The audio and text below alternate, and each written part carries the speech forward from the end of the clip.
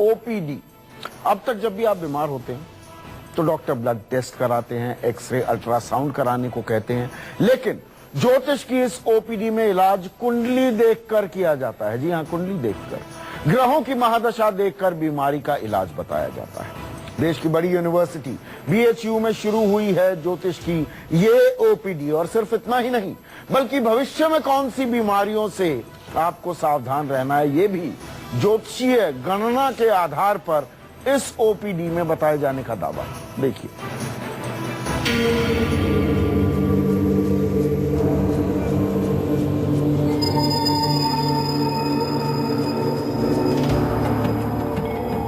ग्रहों नक्षत्रों की चाल जिनसे तय होती है आपकी जन्म कुंडली, क्या उन्हीं ग्रहों की चाल से आप वायरल, डेंगू, टीबी, अस्थमा और दिल की बीमारी समेत दूसरी बीमारियों का इलाज करा सकते हैं? क्या आप अपने सितारों की चाल से तय कर सकते हैं कि आपकी बीमारी का इलाज कैसे होगा?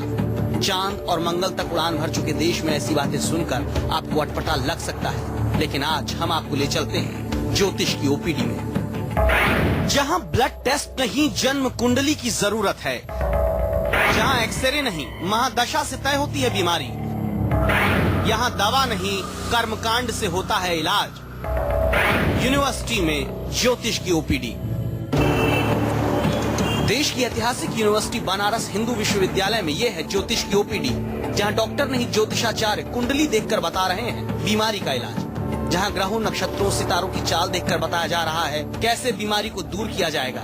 ना भरोसा हो तो अपनी कुंडली दिखाकर ज्योतिष की इस ओपीडी में इलाज कराने वाली कोमल वर्मा से ही सुनिए सारी बात। They are also working as a doctor, मतलब जो आपकी कुंडली देखते हैं और आपके ग्रह कैसे मतलब चल रहे हैं, कैसे चेंज हो रहे हैं, उसके अकॉर्डिंग आपकी लाइफ में क्या चेंजेस आ रहे हैं, उन पे जो वो अपने विचार मतलब अपने बता रहे हैं, सिर्फ वो बता सकते हैं और उसका निदान दे सकते हैं। उसको पूरी तरीके से सही तो कोई नहीं कर सकता। मतलब जैसे डॉक्टर हमारे रोग देख के मतलब सही करते हैं, वैसे ये लोग कुंडली देख के हमारे क्या प्रॉब्लम्स हैं उनको सही करने की कोशिश कर रहे हैं। बीएचयू में खुला ये ज्योतिष परामर्श केंद्र अपने आप में इसलिए अनोखा है क्योंकि यहाँ पर कुंडली की गणना से ही बीमारी दूर की जाती है। सितारों की गणना से हार्ट की बीमारी, टीबी, अस्थमा का इलाज किया जाता है। जैसे कुंडली में चंद्रमा पापक ग्रह से संबंध रखेगा तो अस्थमा की शिकायत होगी। इस ज्योतिष परामर्श केंद्र के माध्यम से मैंने अनुभव ये किया कि मेरे पास वो लोग भी आ रहे हैं, अभी मेरे पास कई लोग आए कि आपने ये उपाय बताया था तो मुझे लाभ मिला।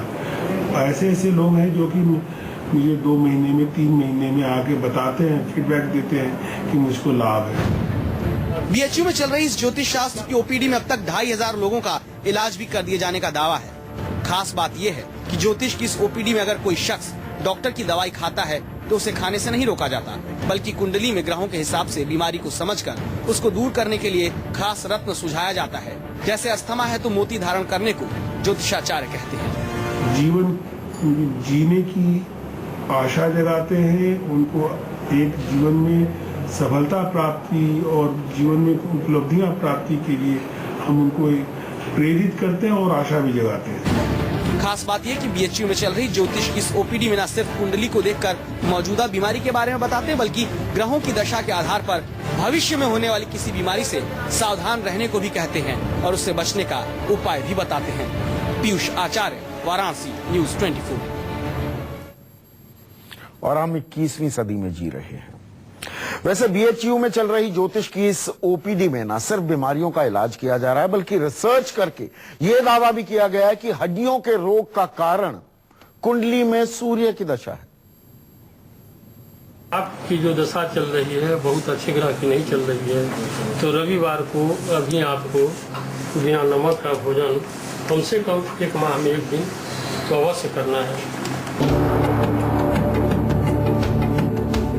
बीएचयू में चल रही इस ज्योतिष ओपीडी में सोमवार से शुक्रवार शाम 4 से 5:30 बजे के बीच लोगों की लंबी लाइन लग जाती है। जो भले एमबीबीएस, एमडी डॉक्टर से अपनी बीमारी का इलाज कराते हों, लेकिन वो इस ओपीडी में आकर ज्योतिषियों से राय लेना नहीं भूलते।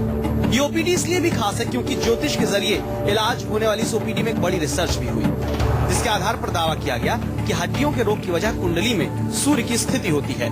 जब भी सूर्य किसी का द्वादशस्थ हो गया, षष्ठस्थ हो गया, अष्टमस्थ हो गया, नीच हो गया या शत्रु ग्रह से पीड़ित हो गया और कहीं से भी लगने से प्रभावित हो गया, ऐसी स्थिति में व्यक्ति के अस्थि में विकार होना स्वाभाविक है। 100 से ज्यादा कुंडलियों को देखने के बाद अपनी रिसर्च में हड्डी रोग के पीछे सूर्य की स्थिति को जिम्मेदार होने का दावा करने वाले डॉक्टर शत्रुघ्न त्रिपाठी के मुताबिक लग्नेश दूषित हो तो रीढ़ की हड्डी में बीमारी हो सकती है। सूर्य के घर में मंगल या चंद्रमा आ जाए तो हड्डियों में भयानक दर्द होता है। करीब करीब जहाँ भी मुख्य रूप से प्रधानता है, जिसको भी अस्थि विकार की ज्यादा संभावना है, उसको देखें आप, या तो वो सूर्योदय के बाद की स्थिति है, उसका जन्म हुआ है 8 बजे के आसन्न तक, या फिर सूर्यास्त के बाद हुआ है। कुछ ऐसी भी स्थितियां मुझे मिली जो सूर्यास्त के कुछ पहले की भी थी। अब तक सिर्फ शादी ब्याह में गुणों के मिलान, नौकरी कब मिलेगी, रुका हुआ धन कब आएगा और तमाम ऐसे ही सवालों के जवाब ज्योतिषियों से पूछे जाते रहे। लेकिन पुरातन काल की सुविधा का इस्तेमाल एक बार फिर BHU में शुरू हुआ है। शुरू हुई है ज्योतिष की OPD। पीयूष आचार्य, वाराणसी, न्यूज 24। तो अब आप ज्योतिष की ओपीडी में भी अपना इलाज करा सकते हैं। और वैसे भी ज्योतिषियों पर हमारा बहुत बहुत विश्वास है, तभी तो नेता हूं, अभिनेता हूं, नौकरशाह हूं, पढ़े लिखे लोग भी उनकी उंगलियों पर आप देखोगे न जाने कितनी अंगूठियां वो पहनते हैं। ग्रहों को काबू में करने की कोशिश की जाती है। ओपीडी के जरिए ही अब कैंसर का भी इलाज होगा, डायबिटीज का भी, अस्थमा का भी।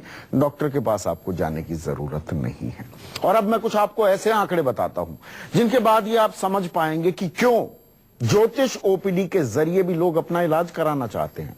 दरअसल भारत में प्रति 10,000 लोगों पर डॉक्टर्स और नर्सों समेत 19 स्वास्थ्य कर्मी हैं, महज 19, जबकि विश्व स्वास्थ्य संगठन यानी कि WHO के मानकों में 10,000 लोगों पर 25 स्वास्थ्य कर्मी होने की बात कही गई है। अब सरकार खुद मानती है कि देश में 14 लाख डॉक्टरों की कमी है, जबकि हर साल करीब 5,500 डॉक्टर ही तैयार हो पाते हैं। फिर से बता दूं, सरकार ने माना है कि देश भर में 14 लाख डॉक्टरों की कमी है और हर साल करीब 5,500 डॉक्टर ही तैयार हो पाते हैं। और भारत आज भी दुनिया के उन गिने चुने देशों में है जहां जनता की सेहत पर GDP का 1%, महज 1%, 100 में से 1 रुपया खर्च नहीं हो पाता है।